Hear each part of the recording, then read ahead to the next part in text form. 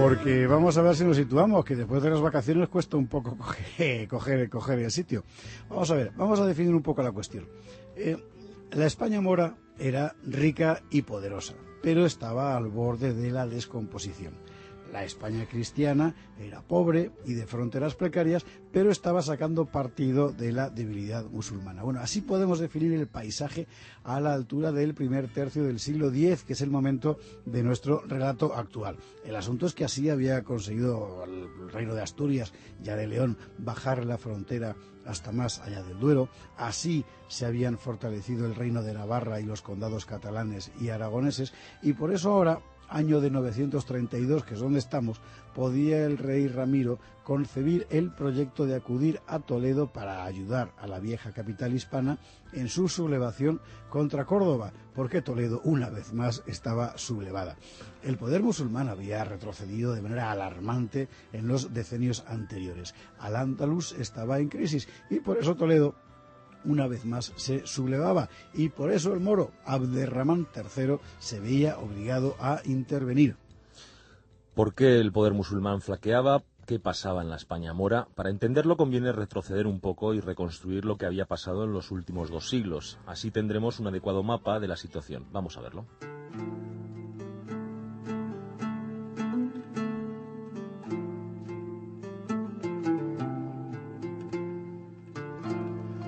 Vamos a verlo, en efecto. Vamos a hacer memoria. Desde la invasión de 711, el poder musulmán, pactando con la vieja élite hispana o imponiéndose sobre ella, había ocupado los principales centros de riqueza de la España goda, los valles del Guadalquivir, del Ebro, del Guadiana, del Tajo, del Duero, también todo el litoral mediterráneo, es decir, el vivero agrario de la península. Ahora bien, los moros no habían sido capaces de construir un sistema político sólido. ¿Por qué? Primero, por las peleas tribales y étnicas entre los propios invasores, y además por la dificilísima integración de la población autóctona, ya fuera cristiana, eso que se llama los mozárabes, o ya fuera conversa al Islam. El poder moro, asentado en Córdoba, no puede constituir un poder homogéneo. Los invasores árabes, sirios, bereberes son una minoría mal avenida que se reparte de manera conflictiva, o sea, a tortas, los dominios conquistados, y que además ha de hacer sitio a las grandes familias locales que pactan con los nuevos amos y que se convierten al Islam para mantener sus privilegios. Resultado, un mosaico precario y problemático. El poder instalado en la capital cordobesa, en efecto, no es capaz de otorgar solidez a los enormes territorios que nominalmente controla. Muy temprano, en los primeros decenios del siglo VIII, una pelea entre bereberes y árabes provocó el abandono de las posiciones musulmanas del Valle del Duero. Gracias a eso podrán los cristianos cantábricos construir un reino. En cuanto al Valle del Ebro, era musulmán, sí, pero no estaba bajo el control de Córdoba, sino de una familia local, la del conde Casio, islamizada como Banu Casi. Del mismo modo, quienes cortaban el bacalao en el área de la actual Extremadura no eran los invasores árabes, sino una familia local llamada Al-Galiki, es decir, los gallegos, y en lo que hoy es Murcia tampoco mandaban los extranjeros, sino un noble hispano-godo llamado Teodomiro. Asimismo, en Toledo, por encima y por debajo de los gobernadores enviados por Córdoba, era determinante la influencia de los patricios de la ciudad, de origen hispano-godo e hispano-romano. De hecho, Toledo va a vivir en permanente insurrección durante siglos. Y el gran rebelde de la sierra malagueña, Omar ibn Hafsun, no fue un árabe ni un berebere, sino un godo de familia islamizada, Hafs, que se levantó contra el poder del emir. O sea, ¿España mora? Pues la verdad es que demora bastante poco. Realmente no había una España mora. El poder cordobés contempló siempre la islamización de Al-Ándalus como una de sus prioridades políticas, pero en la práctica la islamización de la población hispana debió de ser muy superficial. Bueno, tanto que el mentado malagueño Omar ibn Hafsun, ya a finales del siglo IX, decide convertirse al cristianismo y levanta una iglesia en su fortaleza de Bobastro. No era un gesto gratuito. Una hija de este rebelde Hafsun, de nombre Argentea, morirá mártir en Córdoba por negarse a abjurar de la cruz. Hoy es Santa Argentea. Los martirios de cristianos en la Córdoba del siglo IX atestiguan la fuerza de la vieja fe en el territorio formalmente musulmán del Emirato. Del mismo modo, la emigración hacia el norte de mozárabes, la población cristiana de Al-Ándalus, no va a cesar en todo este periodo.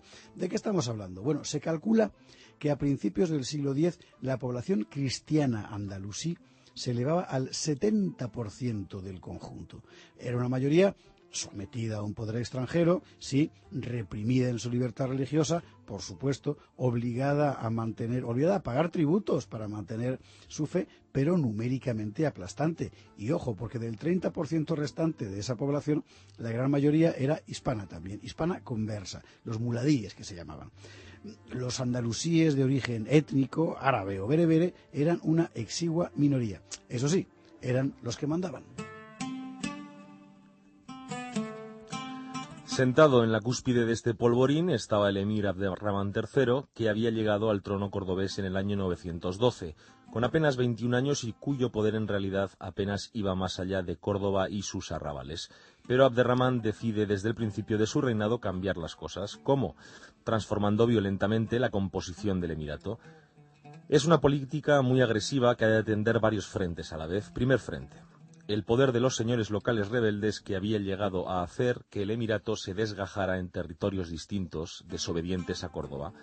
Abderramán actuará aquí desplegando tenazmente una serie ininterrumpida de campañas, tanto militares como políticas, para reafirmar la hegemonía cordobesa sobre todo el territorio andalusí.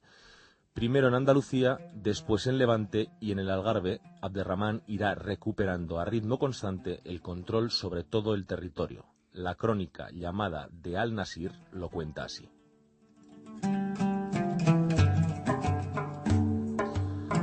Conquistó España ciudad por ciudad, exterminó a sus defensores y los humilló, destruyó sus castillos, impuso pesados tributos a los que dejó con vida y los abatió terriblemente por medio de crueles gobernadores, hasta que todas las comarcas entraron en su obediencia y se le sometieron todos los rebeldes.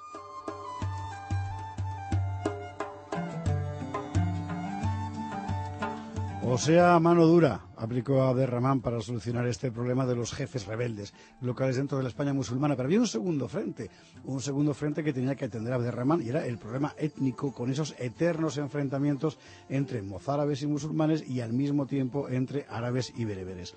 Abderramán lo solucionará parcialmente importando grandes masas de población nueva, en particular los llamados eslavos, que eran esclavos de origen europeo. Había eslavos, pero también francos, alemanes, en fin, todo lo que iban pillando por ahí, ¿verdad?, obligados a convertirse al Islam. Y lo que fue más decisivo, a estos eslavos no los alojó solo en los campos del Emirato para que trabajaran como mano de obra, sino que sobre todo los llevó al ejército y particularmente los metió en la corte, de manera que en la vieja oposición entre árabes y bereberes entraba ahora un tercer elemento que trastocaba por completo las relaciones de poder en el mismo corazón de Córdoba.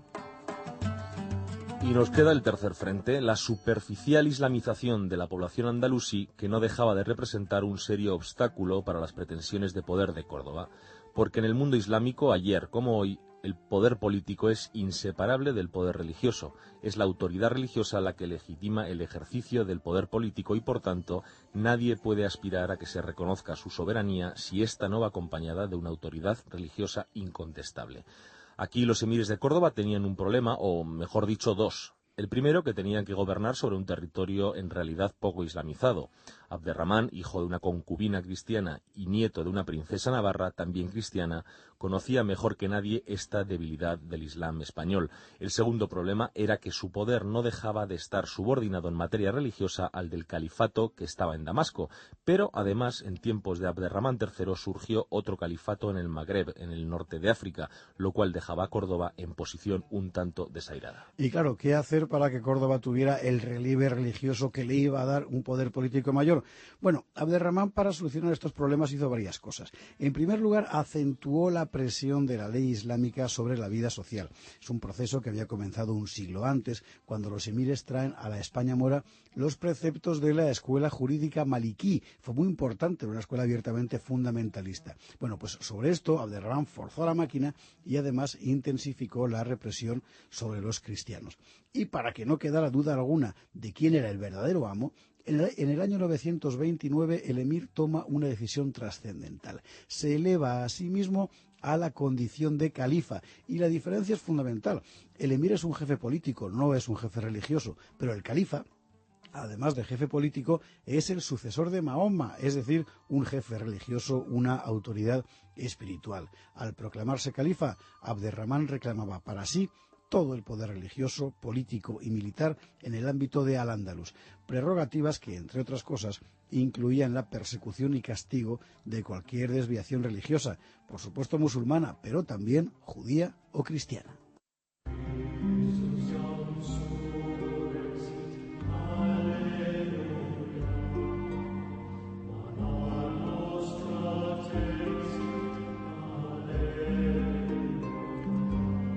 Bueno, pues así nació el Califato de Córdoba. En tanto que califa, Abderramán exigirá y logrará la sumisión de todos los poderes rebeldes en Al-Ándalus. Y tras haber reunificado la España mora, el califa apuntará a la España cristiana, León, Navarra, Aragón, que estaban inquietando seriamente las fronteras cordobesas. Este es el contexto en el que Abderramán III se dirige en 932 a sofocar la sublevación de Toledo. Los toledanos piden ayuda a Ramiro, rey de León. Ramiro acude a la llamada, pero algo se va a interponer en su camino. ¿Qué? Lo veremos mañana.